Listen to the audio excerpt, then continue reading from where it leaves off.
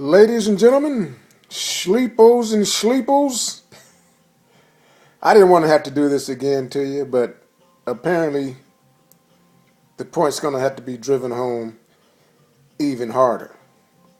Because what I witnessed a week or two ago with the 50th anniversary of the 1964 Civil Rights Act and the praise heaped upon Lyndon Baines Johnson was just unbearable. You had old Slamabama come to my town, Austin, Texas, land of the Info Warriors, and saturate us with so much BS on Lyndon Baines Johnson.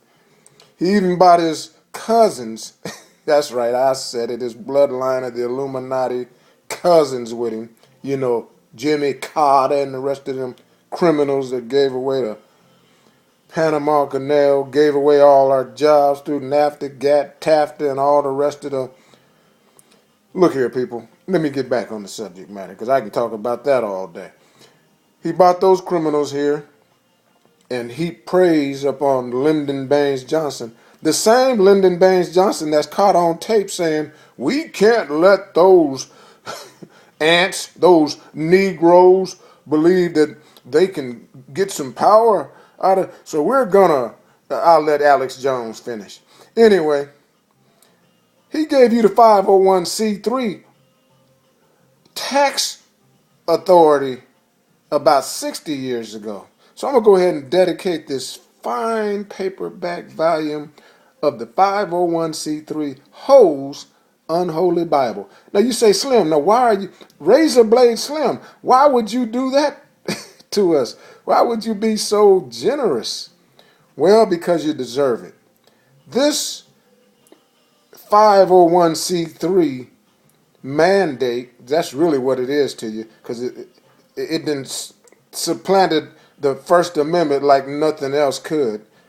No other force in history has held more sway with humanity than people's religious positions, people's stance on how they felt about their superior being called God, no matter what form he came in. The 501c3 came in and undid all that.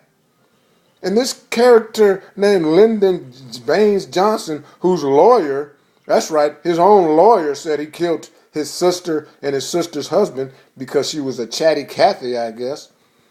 Anyway, I get a little bit off subject because I'm so frustrated.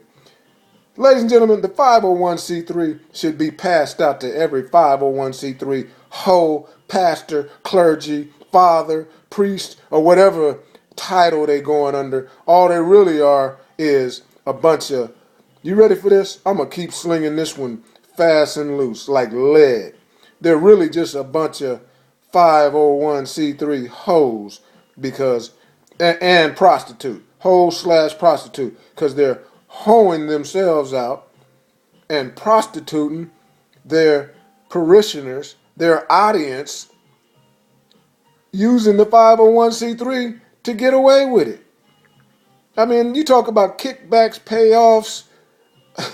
I can't think of a better way to do it than to use the good book as its selling point and then get away with it talking about you're a charity, talking about you're a foundation of... Hell, you're naturally a foundation of charitable giving, and that's what churches did. They fed the hungry, fed the I mean, come on, people, wake up. Anyway, I've gone along too long, but all this voter suppression stuff and everything else that's going on, it's just more race cardism and more sidetrackism from what's really going on. And Lyndon Johnson, 60 years ago, helped cement this into our brains. It's like something we can't get past. And all you got to do is go to your father, pastor, clergy, and say, look, you already got tax freedom. That comes with the First Amendment. Freedom of speech, freedom of religion, freedom petition, freedom of... Oh, boy. Anyway. Just pass this out to all the preachers that seem to be hooked, lined, and sinkered on it.